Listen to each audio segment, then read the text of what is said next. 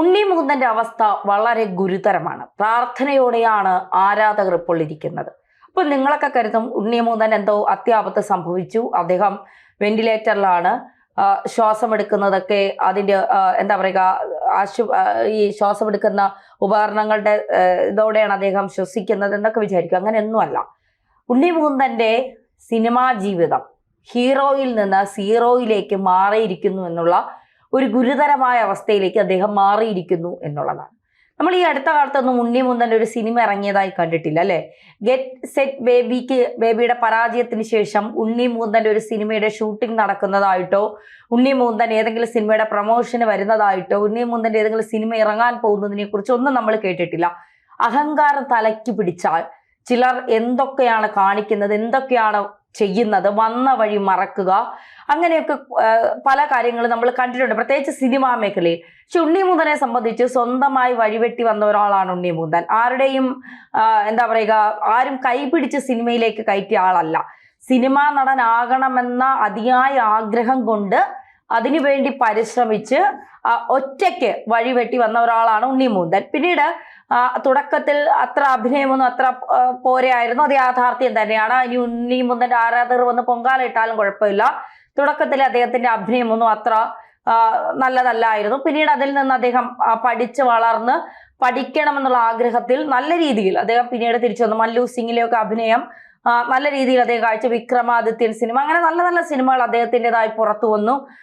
മലയാള സിനിമയിൽ ഒരു സ്ഥാനം അദ്ദേഹം സ്വന്തം കഴിവുകൊണ്ട് നേടിയെടുത്തു എന്നുള്ളതാണ്. അതായത് അച്ഛൻ്റെയോ അമ്മയുടെയോ ഒരു പിൻബലത്തിലല്ലാതെ, മറ്റാരുടെയും ഒരു കൈത്താങ്ങില്ലാതെ സ്വന്തമായി മലയാള സിനിമയിൽ ഒരു സ്ഥാനം നേടിയെടുക്കാൻ ഉണ്ണി മുകുന്ദന് കഴിഞ്ഞു എന്നുള്ളതൊരു യാഥാർത്ഥ്യം തന്നെയാണ്. അപ്പോൾ നമ്മൾ സ്വന്തമായ ഒരു സ്ഥാനം നേടിയെടുക്കുമ്പോൾ അത് എത്രത്തോളം ബുദ്ധിമുട്ട് അനുഭവിച്ചുകൊണ്ടാണ് നമ്മൾ ആ സ്ഥാനത്തേക്ക് എത്തിയത് എന്ന് നമ്മൾ ചിലപ്പോഴെങ്കിലും ആലോചിക്കണം. കാരണം ആ സ്ഥാനം നിലനിർത്താൻ നമുക്ക് ഒരുപാട് ബുദ്ധിമുട്ടാണ്. പ്രത്യേകിച്ച് സിനിമയിൽ ഒരുപാട് പേർ ഇങ്ങനെ തള്ളിക്കയറിക്കൊണ്ടിരിക്കുകയാണ്. അഭിനയം മികവുള്ള, ഇപ്പോൾ സോഷ്യൽ മീഡിയ ഒക്കെ ഒരുപാട് രീതിയിൽ വളർന്നു കഴിഞ്ഞത് കൊണ്ട് അഭിനയം മികവുള്ള ഒരുപാട് ആളുകൾ സിനിമയിലേക്ക് വരുന്നുണ്ട്. അപ്പോൾ ആ സ്ഥാനം നഷ്ടപ്പെടാതെ അവിടെ പിടിച്ചു നിൽക്കണമെങ്കിൽ നമ്മൾ അഹങ്കാരം, വിനയം, ഇതൊക്കെ നമുക്ക് അഹങ്കാരം കളഞ്ഞുകൊണ്ട് ആ വിനയവും ബഹുമാനവും ഒക്കെ കാണിച്ചുകൊണ്ട് മുന്നോട്ട് പോയാൽ മാത്രമേ നമുക്കുള്ള സ്ഥാനം, പിന്നെ അഭിനയിക്കാനുള്ള മികച്ച കഴിവും വേണം നമുക്കെന്നുള്ളതാണ്. പക്ഷെ ഉണ്ണി മുകുന്ദനെ സംബന്ധിച്ചിടത്തോളം ഒരു ക്ഷിപ്ര കോപിയാണ് ഉണ്ണി എന്നാണ് പലരും പറയുന്നത്. നമുക്കറിയാം, ബിപിൻ കുമാർ എന്ന് പറയുന്ന അദ്ദേഹത്തിന്റെ മാനേജറെ എടുത്തിട്ട് അടിച്ചു എന്നൊക്കെ പറഞ്ഞ് ഈ അടുത്ത കാലത്ത് വലിയ രീതിയിലുള്ള ഒരു പ്രശ്നമൊക്കെ ഉണ്ടായി. മേപ്പടിയാൻ, ഒരു സമയത്ത് ഉണ്ണി മുകുന്ദൻ ഏറ്റവും വലിയ ഹിറ്റ് കൊടുത്ത ഒരു സിനിമയാണ് മേപ്പടിയാൻ. മേപ്പടിയാന്റെ സംവിധായകൻ എൻ്റെ സാറും കൂടിയായ വിഷ്ണുമോഹൻ ഉണ്ണി മുകുന്ദന് നല്ല സുഹൃത്തുക്കളായിരുന്നു. അതിന്റെ ബലത്തിലാണ് അദ്ദേഹം ഒരു ഉണ്ണി മുകുന്ദനെ വെച്ചൊരു സിനിമ എടുത്തത്. ആ സിനിമ വിജയിക്കുകയും ചെയ്തു. അതിനുശേഷം വിഷ്ണു മോഹനുമായി തല്ലിപ്പിരിഞ്ഞു എന്നൊക്കെയുള്ള വലിയ സ്വരച്ചേർച്ചയിലല്ല ഉണ്ണി മുകുന്ദൻ എന്നൊക്കെയുള്ള വാർത്തകളാണ് വരുന്നത്.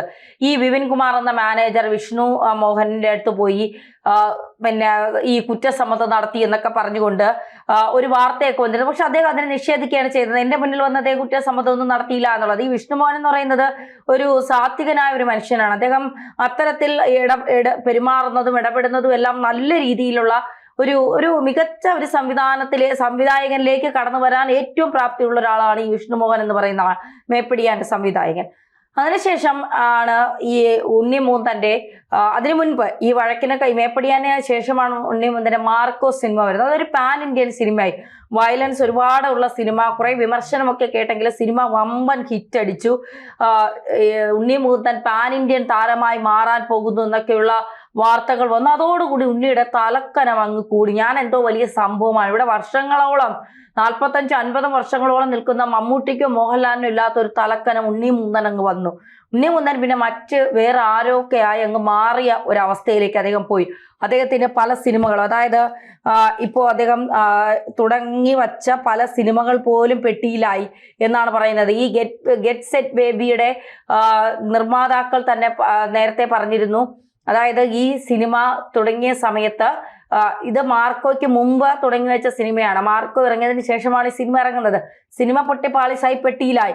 പക്ഷെ ഇതിന് ഡബ്ബിങ്ങിന് പോവേണ്ട സമയത്ത് ഉണ്ണി മുകുന്ദൻ പ്രതിഫലം കൂടുതൽ ചോദിക്കുകയും അത് കൊടുക്കാമെന്ന് പറയുകയും സിനിമ വിജയിച്ചാൽ അതിന്റെ ലാഭവിഹിതം കൂടി കൊടുക്കാമെന്ന് പറയുകയും ചെയ്തു എന്നാണ് ഇവർ പറയുന്നത്. മാത്രമല്ല ഈ നെടുലാൽ എന്ന ചിത്രം ആ ചിത്രത്തിൽ ഒരുപാട് പ്രതിഫലം കൂട്ടി ചോദിച്ചത് കൊണ്ട് ആ ചിത്രം ഇപ്പോൾ നിർമ്മിക്കാൻ കഴിയാതെ ഇരിക്കുകയാണ് എന്ന് പറഞ്ഞുകൊണ്ട് അതിന് നിർമ്മാതാക്കൾ പ്രൊഡ്യൂസ് അസോസിയേഷന് പരാതി നൽകിയിട്ടുണ്ട് എന്ന് കേൾക്കുന്നുണ്ട്. ഈ വൈശാഖ് ഉദയകൃഷ്ണയുടെ ബ്രൂസിലി എന്ന ചിത്രം, ആ ചിത്രവും ഇപ്പോൾ പാതി വഴി വെച്ച് നിർത്തി. ഉണ്ണി മുകുന്ദന്റെ ഈ പ്രതിഫലം കൂട്ടിയുള്ള ചോദ്യം കാരണമാണ് അതും പാതി വെച്ച് നിർത്തിയത്. അപ്പോൾ വൈശാഖ് ഉദയകൃഷ്ണന്റെ സിനിമയൊക്കെ നമുക്കറിയാം, ഉണ്ണി മുകുന്ദനൊക്കെ അഭിനയിച്ചാൽ അതേ ആ സ്ക്രിപ്റ്റിലൊക്കെ ആ സിനിമ എത്രത്തോളം മികച്ചതാവുമെന്ന്. പക്ഷേ ഉണ്ണിയുടെ കയ്യിലിരിപ്പ് കൊണ്ട് അതും പകുതി വരി വലിച്ചു നിർത്തി. വിഷ്ണു അരവിന്ദന്റെ സംവിധാനത്തിൽ പ്രഖ്യാപിച്ച ഗന്ധർവ സംഗീതം അതും പകുതി വഴിയിൽ വെച്ച് നിർത്തി. ആ സിനിമയും പകുതി വഴി വെച്ച് നിർത്തി. മിണ്ടിപ്പറഞ്ഞു എന്നത്, അതായത് അപർണ ബാലമുരളിയും ഉണ്ണി മുകുന്ദനും ചേർന്ന് അഭിനയിച്ച മിണ്ടിപ്പറഞ്ഞു എന്ന സിനിമയിലും പെട്ടിക്കകത്തായി എന്നുള്ളതാണ്. അപ്പോ ഒരു നടിയുമായുള്ള തർക്കത്തെ തുടർന്ന് ഇദ്ദേഹം സിനിമാ പ്രൊമോഷന് വരുന്നില്ല. മാത്രമല്ല ഈ സിനിമയുടെ മിണ്ടിപ്പറഞ്ഞു എന്ന സിനിമയുടെ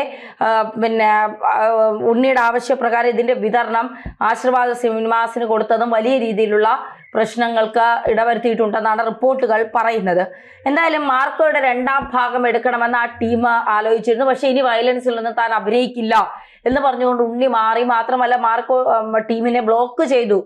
അവരുമായി ഒരു ബന്ധത്തിനും ഇനി താല്പര്യമില്ല എന്ന നിലപാട് ഉണ്ണി മുകുന്ദൻ എടുത്തു എന്നുള്ള വാർത്തകളും പുറത്തു വരുന്നുണ്ട്. നമുക്കറിയാം ഒരു സിനിമ ഇപ്പോൾ നിവിൻ പോളിയുടെ ഒക്കെ ഒരു സിനിമ നമ്മൾ കണ്ടിട്ട് കാലങ്ങളായി. നിവിൻ പോളിയൊക്കെ എന്ത് നന്നായിട്ട് അഭിനയിക്കും. കാരണം അത് പിടിച്ചു നിൽക്കാനുള്ള ഒരു കഴിവുണ്ടാകണം സിനിമാ മേഖലയിൽ. ഒരു സിനിമ വിജയിച്ചു എന്ന് കരുതി അങ്ങനെയാണെങ്കിൽ മോഹൻലാലും മമ്മൂട്ടിയൊക്കെ എത്ര കോടിയുടെ പ്രതിഫലം ചോദിക്കണം.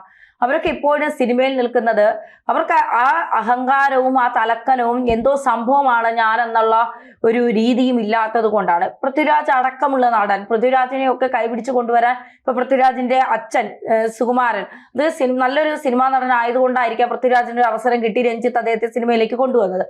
ഒരുപക്ഷെ അങ്ങനെ ആരുമില്ലാതെ സ്വന്തം പ്രയത്നത്താൽ വന്ന ഒരാൾ എങ്ങനെ അവിടെ നിലനിൽക്കാം എന്നാണ് ചിന്തിക്കേണ്ടത്. ആ ചിന്ത പോലും ഇല്ലാതെ എല്ലാവരോടും തർക്കിച്ചും വഴക്കുണ്ടാക്കിയും അടിയുണ്ടാക്കിയും പ്രതിഫലം കൂട്ടിയും ദേഷ്യം കാണിച്ചും ഫ്രസ്ട്രേഷൻ തീർത്തും ഒരു നടിയോടുള്ള തർക്കം തുടർന്ന് ലക്ഷങ്ങൾ ചിലവാക്കി അല്ലെങ്കിൽ കോടികൾ ചിലവാക്കിയെടുത്ത ഒരു സിനിമയുടെ പ്രൊമോഷൻ വരാതിരിക്കുക.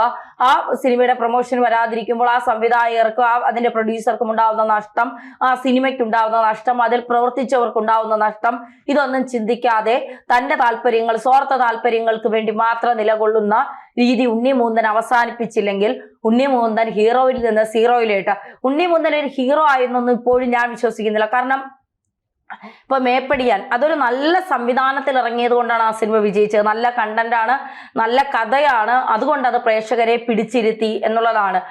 അത്തരത്തിൽ ഉള്ള മല്ലു സിംഗ് ആ സിനിമയും അതുകൊണ്ട് തന്നെയാണ്. കുഞ്ചാക്കോന്റെയും സമൃദ്ധ സുനിലിന്റെയും ഗീതയുടെ ഒക്കെ അഭിനയത്തിന്റെ ഒപ്പം ഉണ്ണി മുകുന്ദന്റെ അഭിനയം ഉണ്ടായിരുന്നു എന്നുള്ളതാണ് ആ സിനിമ വിജയിച്ചത്. ഉണ്ണിക്ക് ഒറ്റയ്ക്ക് പൊരുതി നിന്നൊരു സിനിമ വിജയിക്കാൻ കഴിയുമോ എന്ന് ചോദിച്ചാൽ ഇപ്പോഴും പ്രേക്ഷകർക്ക് ഉണ്ണി മുകുന്ദൻ ആരാധിക്കുന്നവർക്കും സംശയം തന്നെയാണ്. ഒറ്റയ്ക്കൊരു സിനിമ വിജയിച്ചെടുക്കാൻ ഉണ്ണി മുകുന്ദന് സാധിക്കുമോ? ഇപ്പൊ വിക്രമാദിത്യൻ സിനിമ അത് ഹൈലൈറ്റായി ദുൽഖർ സൽമാൻ ഉള്ളത് കൊണ്ടാണ് ഒരുപക്ഷെ ആ സിനിമ അത്രയും മികച്ച രീതിയിൽ ഉണ്ണി അഭിനയിച്ചിട്ടില്ല, ഉണ്ണിയുടെ കോൺട്രിബ്യൂഷൻ ഇല്ല എന്നല്ല പറയുന്നത്.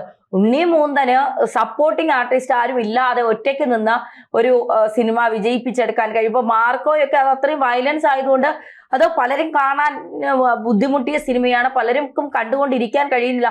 അത്തരം സിനിമകളല്ലാതെ നോർമലായ ഒരു സിനിമ ഒറ്റയ്ക്ക് നിന്ന് വിജയിപ്പിച്ചെടുക്കാൻ ഉണ്ണി മുകുന്ദന് കഴിയുമോ എന്ന് ചോദിച്ചാൽ എനിക്കറിയില്ല. ഇപ്പൊ മേപ്പടിയാനൊക്കെ വിജയിപ്പിച്ചു എന്ന് ഇപ്പൊ പ്രേക്ഷകർ ചോദിക്കും, മേപ്പടിയാൻ വിജയിച്ചില്ലേ എന്നൊക്കെ ചോദിക്കും. അതിന്റെയൊക്കെ കഥയും കണ്ടന്റും കൊണ്ടാണ് ആ സിനിമകൾ നമ്മൾ കാണുന്നത് എന്നുള്ളത്.